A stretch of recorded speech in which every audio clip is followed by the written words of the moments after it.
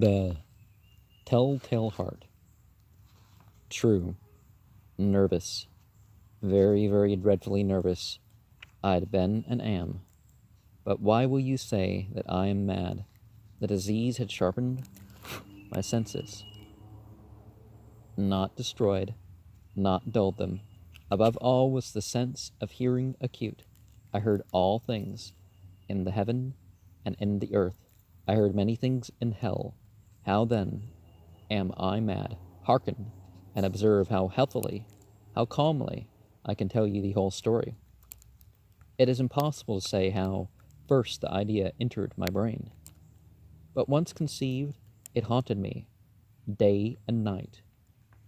Object, there was none. Passion, there was none. I loved the old man. He had never wronged me. He had never given me insult. For his gold I had no desire. I think it was his eye. Yes, it was this. One of his eyes resembled that of a vulture, a pale blue eye with a film over it. Whenever it fell upon me, my blood ran cold, and so by degrees, very gradually, I made up my mind to take the life of the old man, and thus rid myself of the eye forever. Now this is the point. You fancy me mad. Madmen know nothing. But you should have seen me. You should have seen how wisely I proceeded. With what caution, with what foresight, with what dissimulation I went to work. I was never kinder to the old man than during the whole week before I killed him.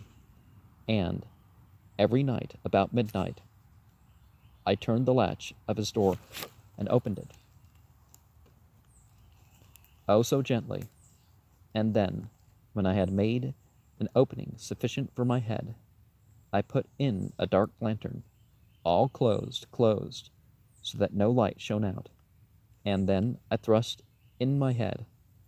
Oh, you would have laughed to see how cunningly I thrust it in. I moved it slowly, very, very slowly, so that I might not disturb the old man's sleep. It took me an hour to place my whole head within the opening, so far that I could see him as he lay upon his bed. Ha! Would a madman have been so wise as this?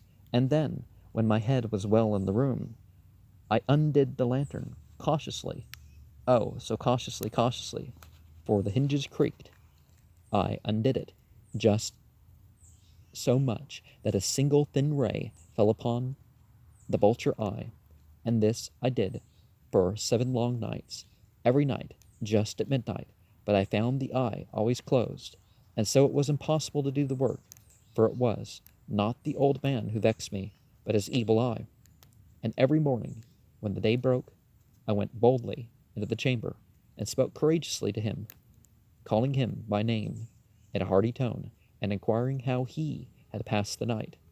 So you see, he would have been a very profound old man, indeed, to suspect that every night, just at 12, I looked in upon him while he slept. Upon the 8th night, I was more than usually cautious in opening the door. A watch's minute hand moves more quickly than did mine. Never before that night had I felt the extent of my own powers, of my sagacity. I could scarcely contain my feelings of triumph. To think that there I was, opening the door, little by little, and he, not even to dream of my secret deeds or thoughts. I fairly chuckled at this idea, and perhaps he heard me, for he moved on the bed suddenly, as if startled. Now you may think that I drew back, but no.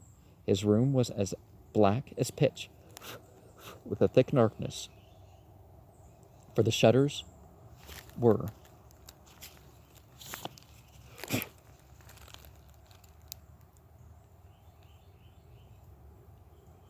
close fastened through fear of robbers. And so I knew that he could not see the opening of the door, and I kept pushing it on steadily. I had my head in, and was about to open the lantern, when my thumb slipped upon the tin fastening, and the old man sprang up in the bed, crying out, "Who's there?" I kept quite still and said nothing. For a whole hour I did not move a muscle, and in the meantime I did not hear him lie down. He was still sitting up in the bed listening, just as I have done, night after night, hearkening to the death watches in the wall. Presently I heard a slight groan, and I knew it was the groan of mortal terror. It was not a groan of pain or of grief, oh no. It was the low, stifled sound that arises from the bottom of the soul when overcharged with awe. I knew the sound well. Many a night, just at midnight, when all the world slept, it has welled up from my own bosom, deepening with its dreadful echo the terrors that distracted me. I say I knew it well.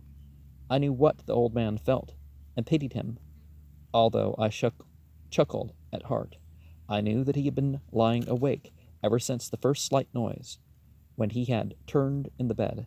His fears had been ever since growing up upon him. He had been trying to fancy them causeless, but could not. He had been saying to himself, "It is nothing but the wind in the chimney. It is only a mouse crossing the floor, or it is merely a cricket which has made a single chirp." Yes, he had been trying to comfort himself with these suppositions, but he found all in vain, because death, in approaching him, had stalked with his black shadow before him, and enveloped the victim. And it was the mournful influence of the unperceived shadow that caused him to feel, although he never saw nor heard, to feel the presence of my head within the room. When I had waited a long time very patiently without hearing him lie down, I resolved to open a very, very little crevice in the lantern. So I opened it. You cannot imagine how stealthily, until at length a single dim ray, like the thread of the spider, shot from out the crevice and full upon the vulture eye.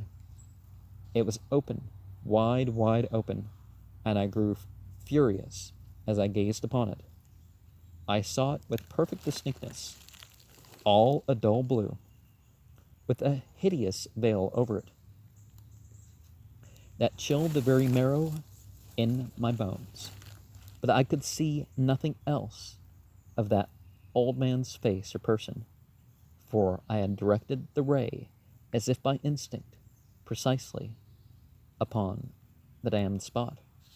And now have I not told you that what you mistake for madness is but over acuteness of the senses?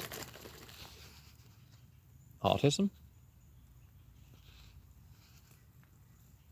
Now, I say, there came to my ears a low, dull, quick sound, such as a watch makes when enveloped in cotton.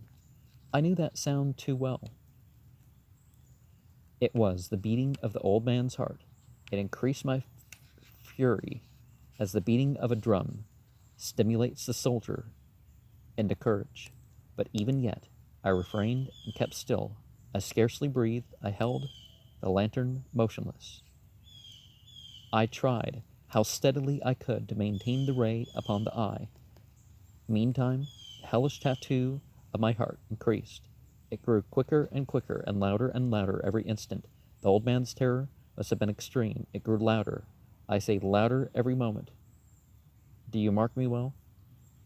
I have told you that I am nervous. So I am. And now at the dead hour of the night, amid the dreadful silence of that old house, so strange a noise as this excited me to uncontrollable terror. Yet for some minutes longer I refrained and stood still, but the beating grew louder. I thought the heart must burst, and now a new anxiety seized me. The sound would be heard by a neighbor. The old man's hour had come. With a loud yell I threw open the lantern and leaped into the room. He shrieked once only. In an instant I dragged him to the floor and pulled the heavy bed over him. I then smiled gaily to find the deed so far done. But for many minutes the heart beat on with a muffled sound. This, however, did not vex me. It would not be heard, through the wall. At length it ceased. The old man was dead. I removed the bed and examined the corpse. Yes, he was stone dead. I placed my hand upon the heart and held it there many minutes. There was no pulsation. He was stone dead. His eye would trouble me no more. If still you think me mad, you will think so no longer when I describe the wise precautions I took for the concealment of the body. The night waned, and I worked hastily but in silence. First of all, I dismembered the corpse. I cut off the head and the arms and the legs. I then took up 3 planks from the flooring of the chamber and deposited all between the scantlings. I then replaced the boards so cleverly, so cunningly, that no human eye, not even his, could have detected anything wrong. There was nothing to wash out, no stain of any kind, no blood spot whatever. I'd been too wary for that. A tub had caught all. Ha ha. When I had made an end of these labors, it was 4 o'clock, still dark as midnight. As the bell sounded the hour, there came a knocking at the street door. I went down to open it with a light heart, for what had I now to fear? There entered 3 men who introduced themselves with perfect suavity as officers of the police. A shriek had been heard by a neighbor during the night. Suspicious of foul play, information had been lodged at the police office, and they, the officers, had been deputed to search the premises. I smiled, for what had I to fear? I bade the gentleman welcome. The shriek, I said, was my own in a dream. The old man I mentioned was absent in the country. I took my visitors all over the house. I bade them search well. I led them at length to his chamber. I showed them his treasures, secure, undisturbed. In the enthusiasm of my confidence, I brought chairs into the room and desired them here to rest from their fatigues, while I myself, in the wild audacity of my perfect triumph, placed my own seat upon the very spot beneath which reposed the corpse of the victim. The officers were satisfied. My manner had convinced them. I was singularly at ease. They sat, and while I answered cheerily, they chatted familiar things, but ere long I felt myself getting pale and wished them gone. My head ached, and I fancied a ringing in my ears. But still they sat and still chatted. The ringing became more distinct. It became more distinct. I talked more freely to get rid of the feeling, but it continued and gained definitiveness until at length I found that the noise was not within my ears. No doubt. I now grew very pale, but I talked more fluently and with a heightened voice, yet the sound increased, and what could I do? It was a low, dull, quick sound, much such a sound as a watch makes when enveloped in cotton. I gasped for breath, and yet the officers heard it not. I talked more quickly, more vehemently, but the noise steadily increased. I arose and argued about trifles in a high key and with violent gesticulations. But the noise steadily increased.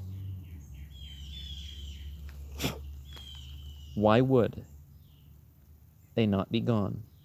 I paced the floor to and fro with steady, heavy strides, as if excited to fury by the observation of the men.